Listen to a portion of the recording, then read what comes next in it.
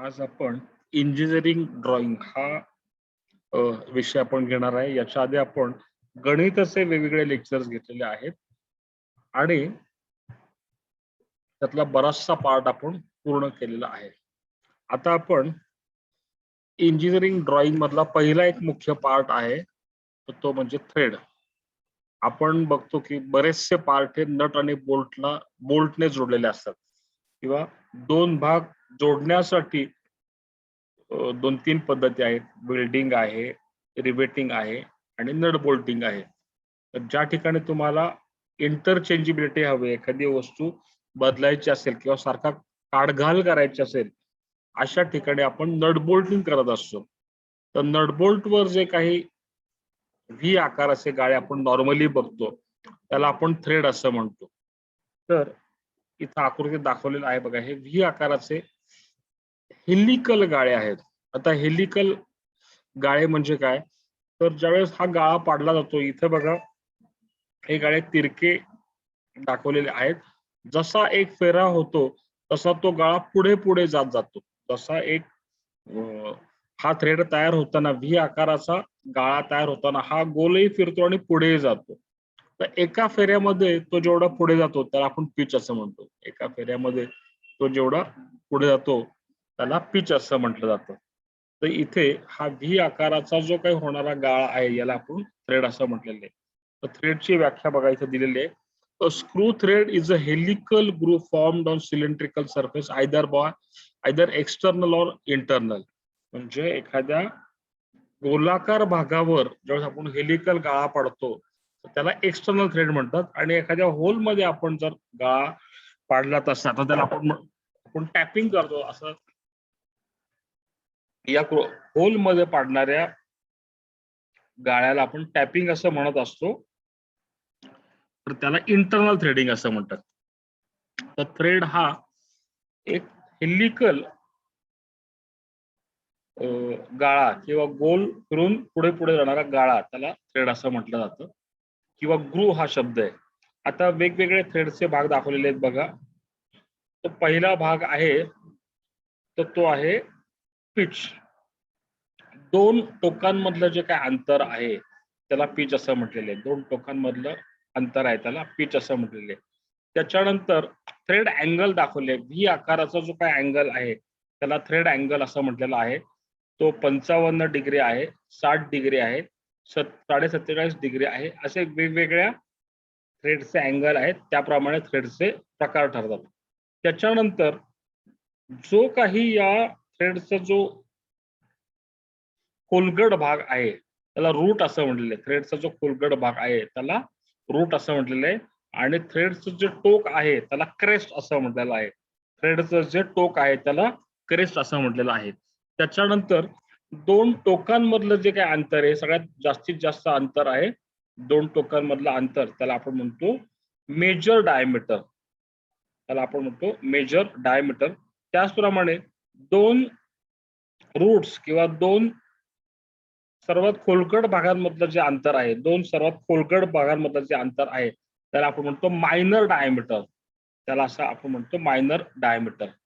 त्याच्यानंतर या दोघांच्या मध्ये एक इमॅजिनरी डायमीटर असं, त्याला आपण पिच डायमीटर असं म्हणतो. त्याला आपण पिच डायमीटर असं म्हणतो.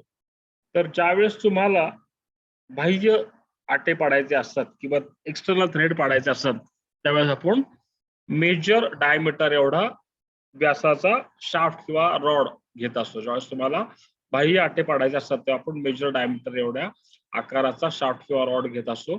ज्यावेळेस तुम्हाला होल मध्ये अंतर्गत इंटरनल थ्रेड पाडायचे असतात, अंतर्गत आटे पाडायचे असतात, तर त्यावेळेस आपण मायनर डायमीटर एवढं होल ड्रिल करत असतो. त्यावेळेस आपण मायनर डायमीटर एवढं होल ड्रिल करत असतो.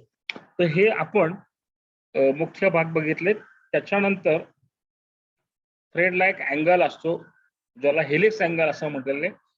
त्या अँगलवर पिच एवढा अंतर एका फेऱ्यात तो मार्गक्रमण करत असतो. तर हेलिक्स अँगल हा एक भाग आहे जो तुम्हाला आकृतीत दाखवलेला आहे.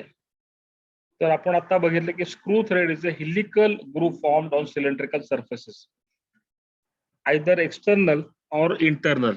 Screw thread is a rigid uniform section in the form of helix either on a cylindrical or inside a cylindrical surface. आता आपण थ्रेडचे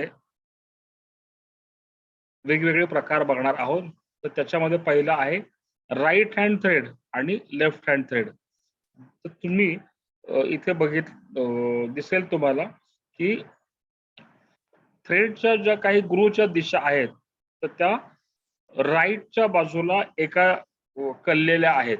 राईट हँड थ्रेड मध्ये थ्रेडच्या दिशा या राईटच्या बाजूला कललेल्या आहेत, तर लेफ्ट हँड थ्रेड मध्ये त्या लेफ्टच्या बाजूला कललेल्या आहेत किंवा एका बाजूला त्या ओरिएंट झालेल्या आहेत. तर थ्रेडचा मुख्यतः त्याच्या थ्रेडच्या दिशेवरून ठरतं की राईट हँड आणि लेफ्ट हँड. पण तरी सुद्धा राईट आणि लेफ्ट हँड थ्रेड हे तुम्ही डोळ्याने सुद्धा बघू शकता की ज्यावेळेस राईट हँड थ्रेड मध्ये ते राईटच्या बाजूला झुकलेले असतात सर्व थ्रेड आणि लेफ्ट हँड थ्रेड मध्ये ते लेफ्टच्या बाजूला झुकलेले असतात.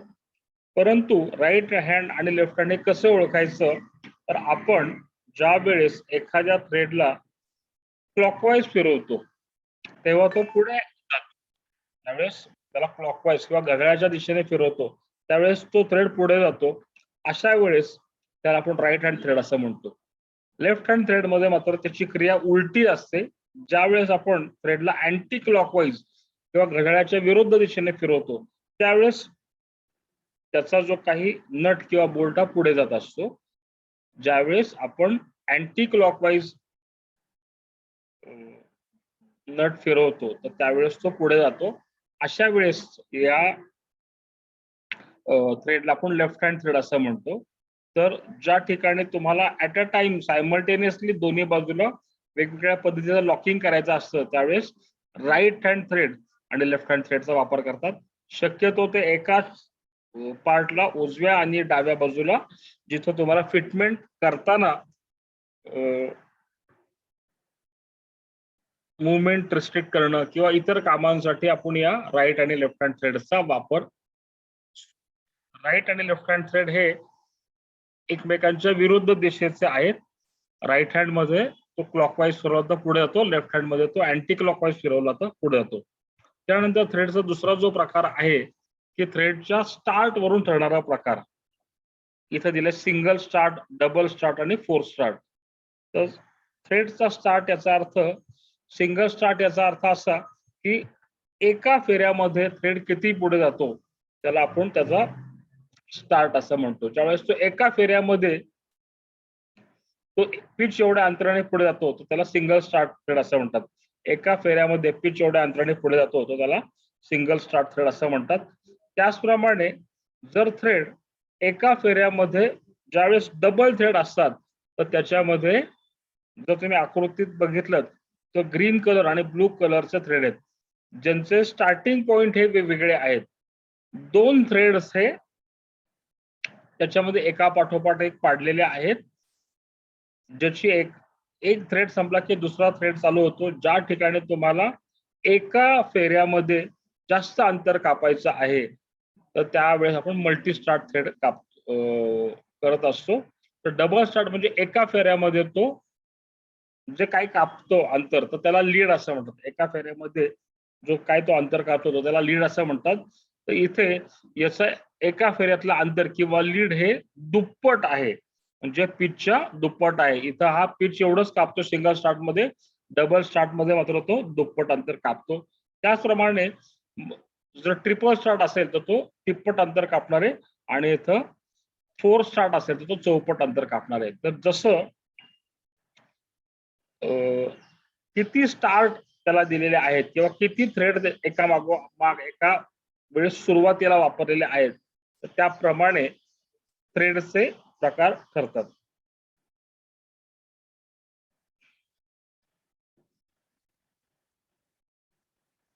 त्याच्यानंतर आपण वेगवेगळ्या थ्रेडचे प्रकार बघणार आहोत. त्याच्या आकारावरून थ्रेडचे वेगवेगळे प्रकार आहेत त्याच्या आकारावरून. नॉर्मली आपण व्ही आकाराचे थ्रेड बघतो. तर व्ही आकाराचे थ्रेड हे मोस्टली वापरलेले आहेत बऱ्याचशा जनरल कामांमध्ये. इथे मी एक जनरलाइज्ड आकृती काढलेली आहे. त्याच्यानंतर स्पेशल थ्रेड्स मध्ये स्क्वेअर आकाराचे थ्रेड आहेत. नकल थ्रेड मध्ये हाफ राऊंड आकाराचे थ्रेड आहेत आणि बट्रेस थ्रेड मध्ये 45 डिग्री आणि 90 डिग्री आकाराचे थ्रेड आहेत. तर काही स्पेशल आकार असणारे थ्रेड आहेत आणि नॉर्मल जे काय आहेत थ्रेड ते व्ही आकाराचे असतात. तर आता आपण व्ही आकाराच्या थ्रेडचे जो काही प्रकार आहेत, बेसिकली आपण व्ही आकाराचे थ्रेड वापरतो. तर त्याच्यामध्ये पहिला प्रकार आहे BSW, जो इथे दाखवलेला आहे की या व्ही आकाराच्या थ्रेड मध्ये त्याचा थ्रेड अँगल हा 55 डिग्रीचा आहे. ज्यावेळेस थ्रेडचा अँगल हा 55 डिग्रीचा असतो, व्ही आकाराचा अँगल हा 55 डिग्रीचा असतो, तेव्हा त्याला आपण BSW थ्रेड असं म्हणतो. याच्यामध्ये त्याची जी टोकं आहेत याला स्मॉल रेडियस दिलेला आहे, त्याला एक छोटासा रेडियस दिलेला आहे, चॅम्फर्ड रेडियस दिलेला आहे. त्याचप्रमाणे त्याचे जो काही पिच आहे हा इंचामध्ये आहे, त्याचा जो काही पिच आहे हा इंचामध्ये आहे. इथे दिलेले TP आहे, थ्रेड्स पर इंच, एका इंचामध्ये किती थ्रेड आहेत त्याला आपण ते आपण तिथं नमूद करत असतो. तर इथं तीच व्याख्या आपण बघणार आहे. द प्रपोर्शन ऑफ BSW, याचा अर्थ काय की या थ्रेड प्रोफाईल मध्ये त्याचा थ्रेड अँगल हा 55 डिग्री आहे आणि त्याचा पिच हा एका इंचामध्ये नंबर ऑफ थ्रेड्सचे डिवाइड केलेले आहेत. त्याचा पिच हा एका इंचामध्ये नंबर ऑफ थ्रेड्सचे डिवाइड झालेले आहेत. आता इथं उदाहरण दिलेलं आहे हाफ इंच BSW. तर हाफ इंच BSW याचा अर्थ हाफ इंच व्यासावर BSW थ्रेड आहे आणि त्यांनी दिलाय 12 TPI. 12 TPI म्हणजे एका इंचामध्ये 12 थ्रेड असणार आहेत. एका इंचामध्ये 12 थ्रेड असणार आहेत. याच्यामधला जो दुसरा पार्ट आहे BSF, तर BSF हा सुद्धा याचा सुद्धा अँगल 55 डिग्री असतो. पण BSF म्हणजे फाईन थ्रेड, याच्यामध्ये नंबर ऑफ पिचेस हे जास्त असतात किंवा नंबर ऑफ थ्रेड हे एका इंचामध्ये जास्त असतात. छोट्या कामांसाठी BSF किंवा फाईन थ्रेडचा वापर केला जातो. पण आज मात्र आपण काही ठिकाणी BSF थ्रेड वापरतो, पण बऱ्याच ठिकाणी आपण आता मेट्रिक थ्रेड वापरतो. तर मेट्रिक थ्रेड याचा अर्थ काय, तर मेट्रिक थ्रेड म्हणजे व्ही आकाराचे असे थ्रेड ज्यांचा व्ही आकाराचा को अँगल हा 60 डिग्रीचा आहे. मेट्रिक थ्रेड मध्ये त्यांचा जो व्ही अँगल आहे तो 60 डिग्रीचा आहे. त्याच्यानंतर त्यांची जी काही टोकं रूट आणि क्रेस्ट हे फ्लॅट केलेले आहेत, रूट आणि क्रेस्ट हे फ्लॅट केलेले आहेत. तसेच त्यांची माप ही त्यांचं जे काही पिच आहे हा मिलीमीटर मध्ये आहे, त्यांचा पिच हा मिलीमीटर मध्ये आहे. तर ISO ने सगळीकडे मेट्रिक थ्रेड रेकमेंड केलेले आहेत, ज्याचा व्ही अँगल 60 डिग्रीचा आहे आणि ज्याची पिचची माप ही मिलीमीटर मध्ये आहेत किंवा ज्याचा पिच हा मिलीमीटर मध्ये आहे. तर नॉर्मली BSF, BSW आणि आपण आता जो काही पार्ट बघितला मेट्रिक थ्रेड, हे 3 थ्रेड हे मॅक्झिमम वापरले जातात इंडस्ट्रीमध्ये, इंजिनिअरिंग मध्ये. व्ही आकाराचे जे थ्रेड आहेत त्यात BSW, BSF आणि मेट्रिक हे मॅक्झिमम थ्रेड वापरले जातात. त्याच्यानंतर आपण काही स्पेशल थ्रेड बघणार आहेत. त्यातला पहिला थ्रेड आहे स्क्वेअर थ्रेड. तर नावातच आहे स्क्वेअर आकाराचे हे थ्रेड आहेत, स्क्वेअर आकाराचे थ्रेड आहेत. तर याच्यामध्ये थ्रेडचा जो अँगल आहे हा 90 डिग्रीचा आहे. थ्रेडचा अँगल हा 90 डिग्रीचा आहे आणि याचे जेवढी पिच आहे त्याच्या निम्म त्या थ्रेडची हाईट आहे. जेवढं पिच आहे त्याच्या निम्म थ्रेडची हाईट आहे. तर पॉवर ट्रान्समिशन मध्ये या थ्रेडचा वापर केलेला आहे. पॉवर ट्रान्समिशन मध्ये या थ्रेडचा वापर केलेला आहे. उदाहरणं दिली आहेत. स्क्रू जॅक किंवा फिटिंग विभागातील तुमच्या वाईसचा जो हँडल आहे किंवा क्रॉस स्लाइड किंवा कंपाऊंड स्लाइड, या ठिकाणी आपण स्क्वेअर थ्रेडचा वापर करतो. क्रॉस स्लाइड आणि कंपाऊंड स्लाइड या ठिकाणी आपण स्क्वेअर थ्रेडचा वापर करतो. तर हा पॉवर ट्रान्समिशन साठी आपण स्पेशल आकाराचा थ्रेड वापरतो, स्क्वेअर थ्रेड. परंतु प्रॅक्टिकली मशीनिंग करताना, स्क्वेअर थ्रेड करताना अनेक अडचण येतात. प्रॅक्टिकली स्क्वेअर थ्रेडला मशीनिंग करताना अनेक अडचणी येतात आणि म्हणून या स्क्वेअर थ्रेडला थोडंसं मॉडिफाय केलेलं आहे.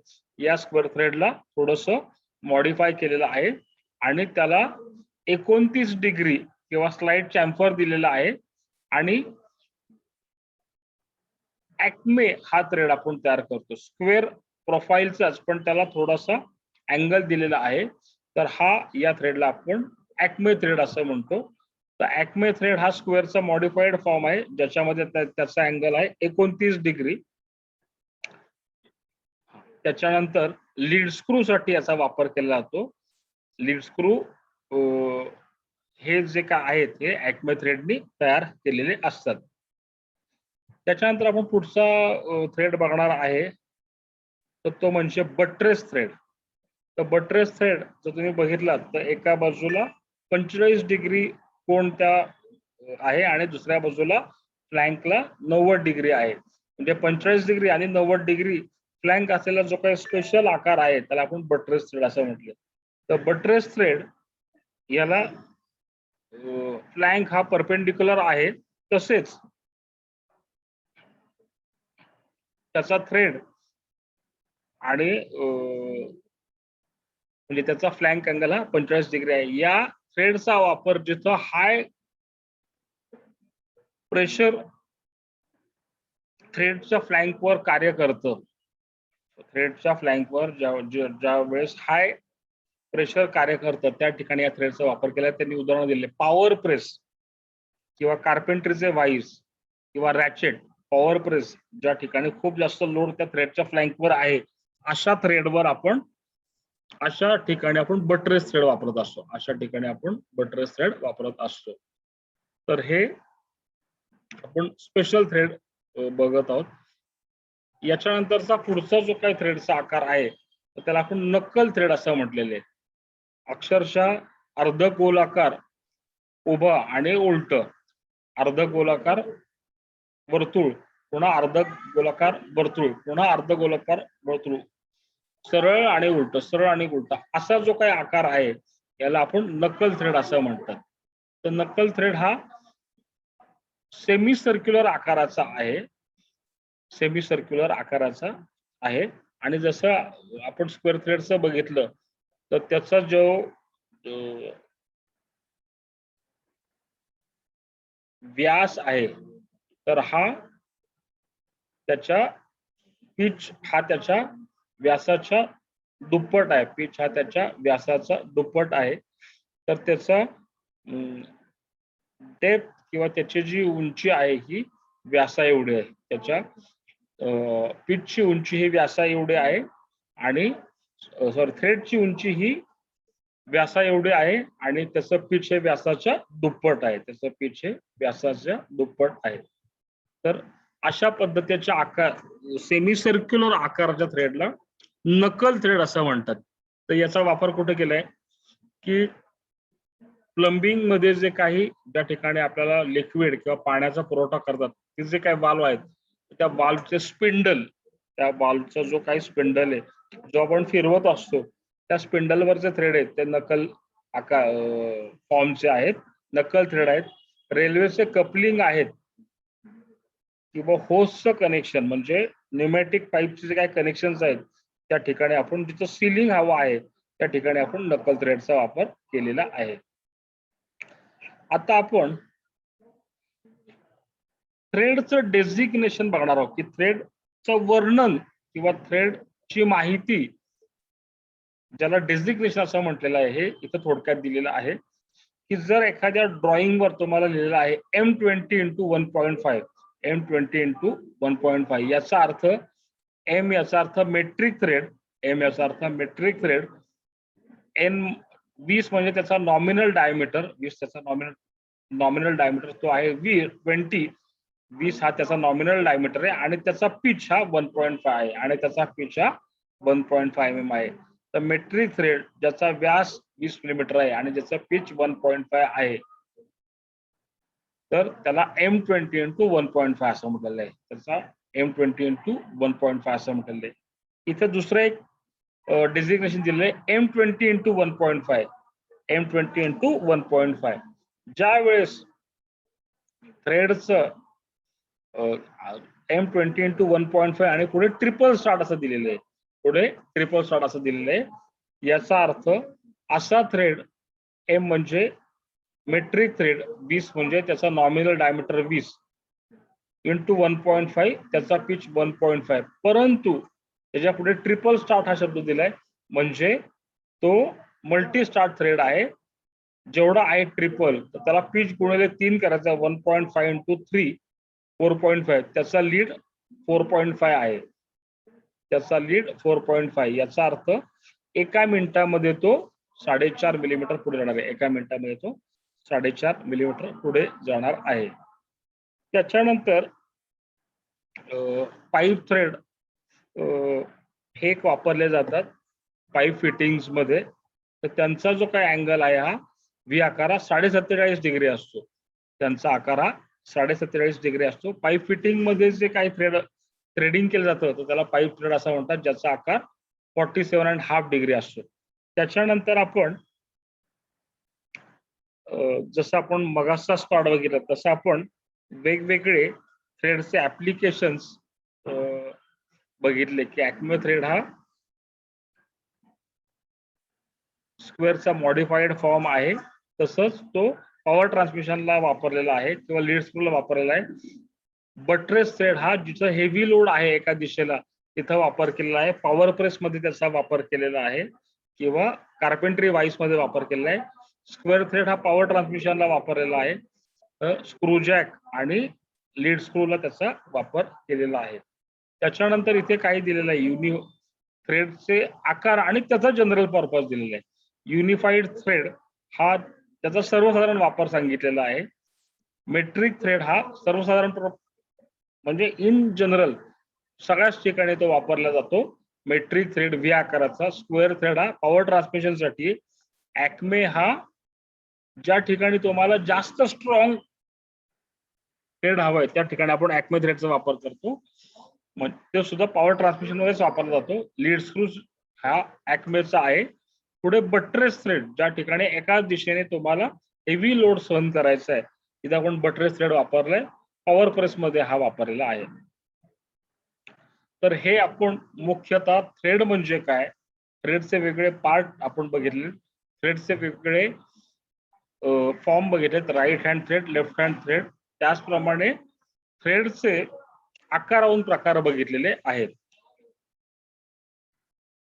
ड्रॉइंग मध्ये थ्रेड काढताना आपल्याला